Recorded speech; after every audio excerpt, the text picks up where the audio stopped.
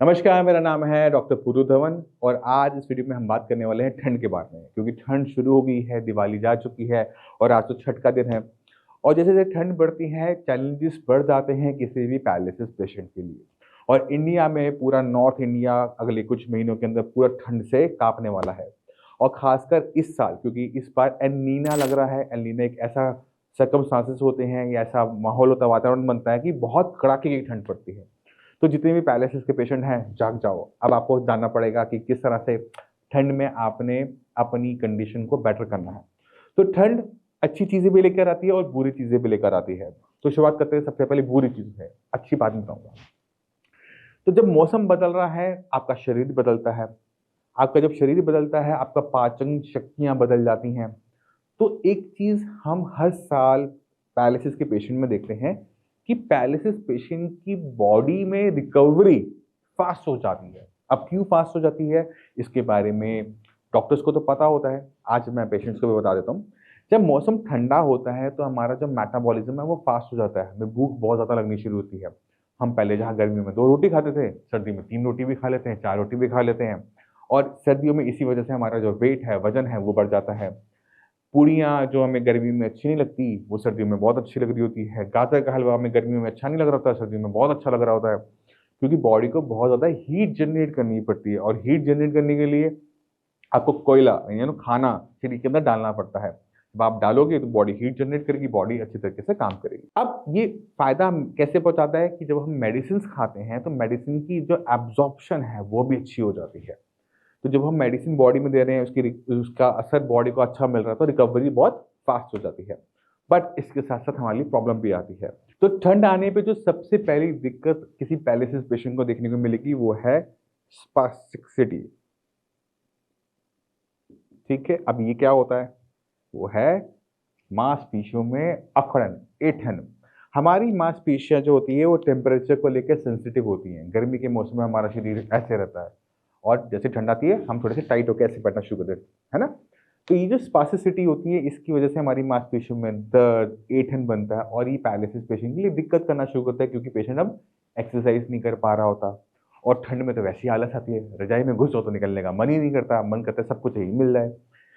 तो ये स्पास्टिसिटी। और दूसरी है कि पेशेंट लेजी हो जाता है।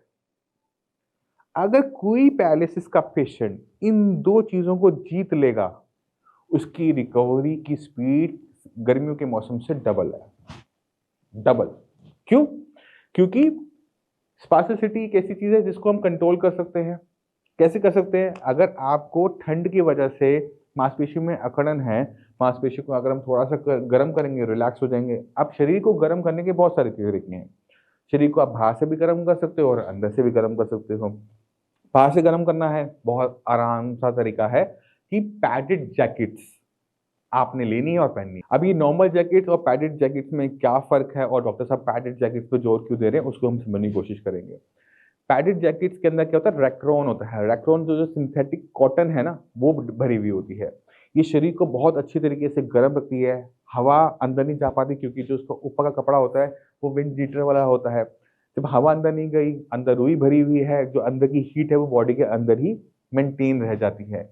तो और इसका वजन जो होता है वो बहुत हल्का होता है रुई की वजह से, तो आपको उसको उठाने में, चलने में दिक्कत नहीं होती। मांसपेशियों में ताकत कम होती है तो हाथ पैर को मोड़ने में भी दिक्कत नहीं होती, कम कपड़ों में काम चल जाता है। तो इसी वजह से जितने भी हमारे पैरालिसिस पेशेंट हैं, मैं उनको रेकमेंड करता हूं कि वो लॉन्ग कोट या फिर वो जैकेट्स, रैक्रॉन वाली पैडेड जैकेट्स का यूज करें, क्योंकि कम कपड़ों में हमारा काम चलेगा। अब जब शरीर गर्म हो रहा है, हाथ हमारे गर्म है, उंगलियां हमारी गर्म है, कोई दिक्कत नहीं। अगर आपकी उंगलियां ठंडी होनी शुरू हो जाए, मतलब कि एक कपड़ा और पहनने की नौबत आ गई है, पहन लो। तो इससे हमें ये फायदा क्या मिलेगा कि हमारी मांसपेशियों में ऐंठन कम आएगी। पहली चीज ये हो गया शरीर को बाहर कैसे गर्म करना है। अब हो सकता है कि आप एक घर को अच्छे से गर्म कर सको, कमरे को गर्म कर सको, तो वो भी हमारे लिए अच्छा रहता है। तो गर्म एनवायरनमेंट बना के रखना है, चाहे वो कपड़ों से हो, चाहे वो रूम हीटर से हो, जिससे आपकी मांसपेशियां टाइट ना हो और आपको दर्द ना हो, पहली चीज। दूसरी चीज, दिन छोटे होते हैं ठंड के मौसम में, लेजी होना शुरू हो जाते हैं, ठंड से हम रजाई से बाहर नहीं निकलना शुरू होते। इसके लिए मैं कुछ नहीं कर सकता। इसके लिए आपको खुद ब खुद अपने आप को मोटिवेट करना होगा क्योंकि आप अगर ये जान गए कि ठंड के मौसम में मेरी रिकवरी फास्ट है, ये 6 महीने दिवाली से लेकर होली तक अगर मैंने मेहनत कर ली तो मेरे लिए अच्छा है, मैं जल्दी रिकवर कर पाऊंगा, मैं जल्दी चल पाऊंगा, मैं बोल पाऊंगा। तो अगर आपने इस आलस को अपनी खुद की सेल्फ मोटिवेशन से जीत लिया ना, तो आपसे बड़ा खिलाड़ी कोई नहीं है, सच्ची कह रहा हूं मैं। तो आपने क्या करना है, अपने आप को सेल्फ मोटिवेट करना है कि मैंने आलस नहीं करनी है, अपने आप बेड छोड़ना है, अपने आप एक्सरसाइज करनी है, और कोई भी चीज, कोई एक्सक्यूज मत करना। अगर आपको खुद को सफाई देनी पड़ जाए, मतलब आप खुद से धोखा कभी भी नहीं कर सकते। अगर आपसे घर वाले कह रहे कि आज आपने एक्सरसाइज क्यों नहीं करी, आज मैंने फलाना फलाना रीजन से नहीं करी, आप एक्सक्यूज दे रहे हैं, तो आप गलत है। किसी भी चीज की जस्टिफिकेशन आपको ना देनी पड़े, ऐसा काम हमने करना होता है। तो इस आलस को आपने जीतना है, इस लेजीनेस से आपने बाहर निकलना है, रजाई से बाहर निकलना है, एक्सरसाइज करनी है। ये दो दिक्कत आप पार कर लो, बाकी सारी चीजें आपकी फेवर में ही होती हैं। और अब शरीर को हम अंदर से गर्म करने की भी बात कर लेते हैं। अगर आप शरीर को अंदर से गर्म करना चाहते हो तो हमें गरम गरम खाना खाना पड़ता है, और ऐसा खाना खाना पड़ता है जो हमारे शरीर को गर्म रखे।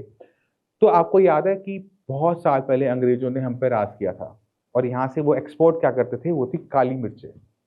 काली मिर्च वो यूरोप क्यों लेके जाते थे, क्योंकि ठंड के मौसम में यूरोप बहुत ठंडा हो जाता है, और वो अपने शरीर को गर्म रखने के लिए काली मिर्च की रेसिपीज बना के खाते थे, सूप में डाली, खाने में डाली, जिससे शरीर अच्छे से गर्म रहे। हम इसे भूल जाते हैं इंडिया में, क्यों? क्योंकि यहाँ पे हमें ऐसे बताया नहीं गया। तो अगर आप सूप बनाते हैं सब्जियों का, दालों का, उसमें मशरूम डाल सकते हैं अगर आप वेजिटेरियन हैं, अगर आप नॉन वेजिटेरियन उसमें एग एंड फिश डाल सकते हैं, साथ में नमक और काली मिर्च का यूज करते हैं। तो ये जब आप पिएंगे दिन में 2 बार 3 बार, तो क्या होगा कि आपके शरीर अंदर से हीट बना रहा होगा, तो आपके हाथ पर ठंडे नहीं पड़ेंगे, आपको आलस भी कम आएगी। तो ये आप यूज कर सकते हैं अपने शरीर को अंदर से गर्म करने के लिए। तो आपने शरीर को बाहर से भी गर्म किया, अंदर से भी गर्म किया, तो आपकी बॉडी में जो स्पासिसिटी है वो नहीं आएगी। तो ये चीजें जो होती हैं, ये पैरालिसिस पेशेंट को ध्यान में रखनी चाहिए, क्योंकि ये आपको मदद करेगी दोबारा से चलने में, दोबारा से बोलने में। तो ये मोटी मोटी चीजें होती हैं जिनका आपने ध्यान रखना होता है। अगर आप इन चीजों का ध्यान रख लेते हो तो ठंड कुछ नहीं है, ठीक है। अब जाने से पहले मैं चाहता हूँ कि कुछ पैरालिसिस पेशेंट से आप मिल के जाओ, उनसे आप मोटिवेट होके जाओ, जिससे आपको इस बीमारी को जीतने की हिम्मत मिल सके। नमस्कार, मेरा नाम है डॉक्टर पुरु धमन और आज हमारे साथ हैं पैरालिसिस के पेशेंट आसिफ जी। आसिफ जी हमारे पास 2 महीने पहले आए थे। तो आसिफ जी 2 महीने पहले क्या कंडीशन थी? हाँ ठीक है, उड़ नहीं रहा था। अच्छा। हाँ, हाथ और पैर, अच्छा। और ठीक हो गया था। बोलने में आवाज़ नहीं आ रही थी। आवाज बिल्कुल नहीं थी। नहीं आ रही थी। बिल्कुल नहीं थी। और पैर आपका जब चलते थे तो घूम के पड़ता था हाँ, शायद? घूम के पड़ता था। अब ऐसी दिक्कत है 2 महीने बाद? नहीं। ठीक है। और आवाज अब बोलने लगे हो? अब बोलने लगे। बोलने लगे। अब अगर आप इनकी आवाज सुन रहे हो तो ये पिछले ही 2 महीने में आई है। मैं आपको लोगों को थोड़ा सा बता देता हूँ और आपको भी बताता हूँ कि आपके साथ एक्चुअल में हुआ क्या। आपसे हम पहले भी बात कर चुके इस बारे में। तो जब आपका ये हुआ था क्लॉट की वजह से। क्लॉट की वजह से आपके जो दिमाग के अंदर खून का जो फ्लो था ना, वो रुक गया था, जिसकी वजह से ब्रेन के जो हिस्से आपके राइट साइड के हाथ पैर को चलाते हैं, जो आपको आवाज देते हैं, वो उन्होंने काम करना कर दिया बंद। उसमें जब मेडिसिन स्टार्ट करी तो वो जो हिस्सा जो बंद था वो उसने अपने अंदर डेवलपमेंट की है। जो चीज़ मर गई थी वो अभी भी मरी हुई है। अच्छा। वो ठीक नहीं होने वाली।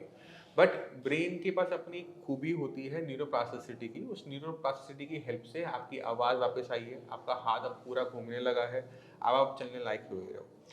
ठीक है। तो अभी सिर्फ 2 महीने हुए हैं। उम्मीद करते हैं कि अगले 2-4 महीने के अंदर जो हाथ पैर में जो थोड़ी बहुत जो दिक्कत रह गई है, आवाज़ में थोड़ी बहुत दिक्कत रह गई, वो भी खत्म हो जाएगी। ठीक है। तो बाकी जो मरीज हैं पैरालिसिस के, उनको क्या एडवाइस करना चाहोगे? साई संजीवनी साई संजीवनी एक बार माइक के पास रख के बोलो उसको एक बारी। इसको पास में करो, अब बोलो। साई संजीवनी से साई संजीवनी से ट्रीटमेंट ले।